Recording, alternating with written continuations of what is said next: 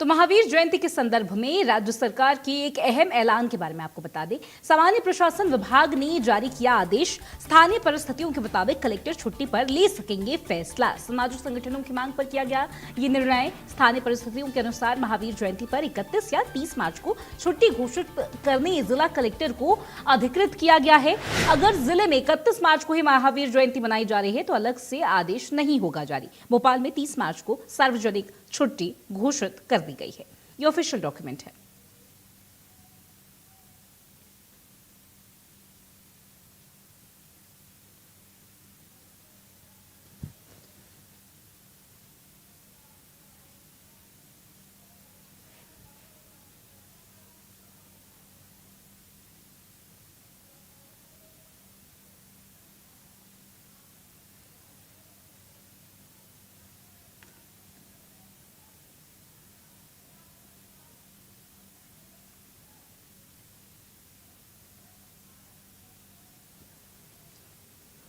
MP में लंबे इंतजार और मंथन के बाद रविवार को नगरीय निकायों में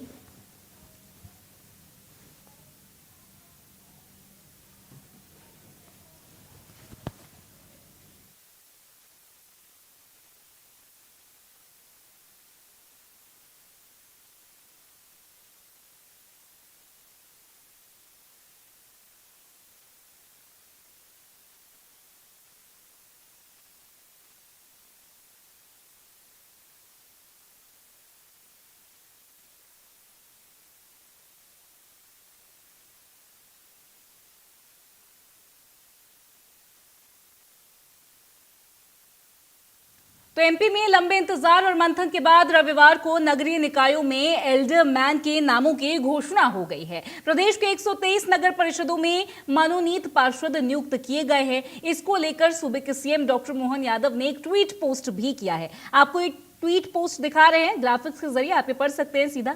डॉक्टर मोहन यादव मुख्यमंत्री मध्य प्रदेश के, उन्होंने यहां पर ये पूरी जानकारी ट्वीट के माध्यम से दी है और ये लगातार पोस्ट आपके सामने टीवी स्क्रीन पर चल रहा है।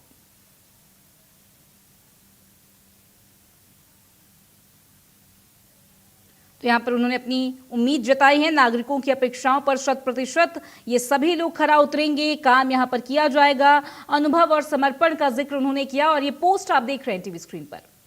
तो देखिए, मंथन के बाद रविवार को नगरीय निकायों में एल्डरमैन के नामों का ऐलान हो गया है। एक सूची यहाँ पर जारी कर दी गई है। प्रदेश के 123 नगर परिषदों में यहाँ पर नाम जारी हुए हैं।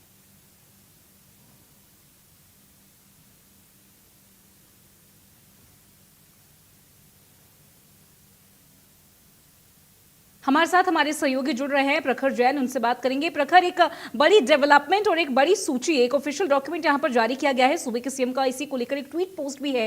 आप ही से जानना चाहूंगी कि क्या है ये पूरा जो डिटेल्ड सूची यहां पर निकल के सामने आई है, क्या है पूरा यहां पर डिटेल?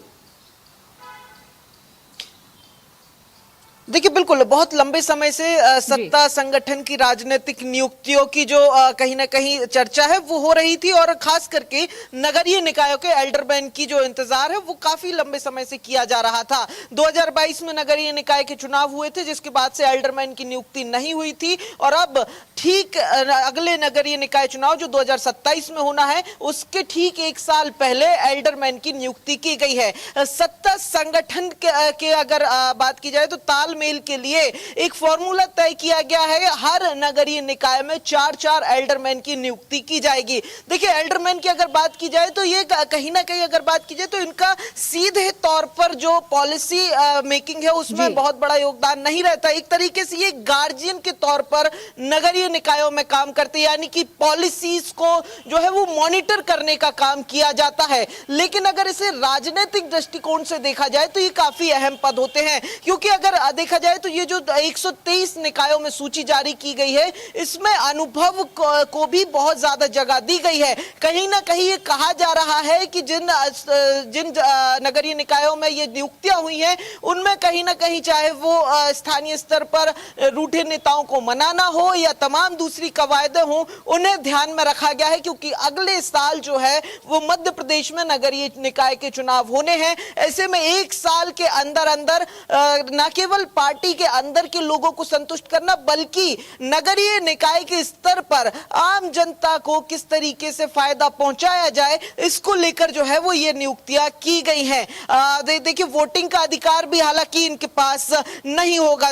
वही अगर बात की जाए तो 25 जिलों की 123 नगर परिषदों में जो है वो ये नियुक्तियां की गई हैं। लेकिन कुछ एक अगर बात की जाए तो चंबल, बुंदेलखंड के कुछ हिस्सों की जो लिस्ट है वो फिलहाल होल्ड की गई है। ऐसे में ये माना जा रहा है कि जैसे ही समन्वय इन नामों को लेकर पूरा होगा तो उसके तुरंत बाद जो है वो जल्दी ही ये लिस्ट जो है वो जारी कर दी जाएगी। और ये भी एक अपडेट है कि जो अभी तमाम जो राजनीतिक नियुक्तियां रुकी हुई है, अब कहीं ना कहीं माना जा रहा है कि एल्डरमैन नियुक्ति के बाद वो भी तेज होती हुई दिखाई देगी। यानी कि नगरीय निकाय के स्तर से हटकर के अगर अब बात की जाए तो एक बड़ा पॉलिटिकल डेवलपमेंट जो है वो मध्य प्रदेश की राजनीति में होता हुआ आने वाले दिनों में साबित होगा। जी ठीक है प्रखर, बहुत शुक्रिया आपका तमाम जानकारी और इस पूरी बातचीत के लिए। तो यहाँ पर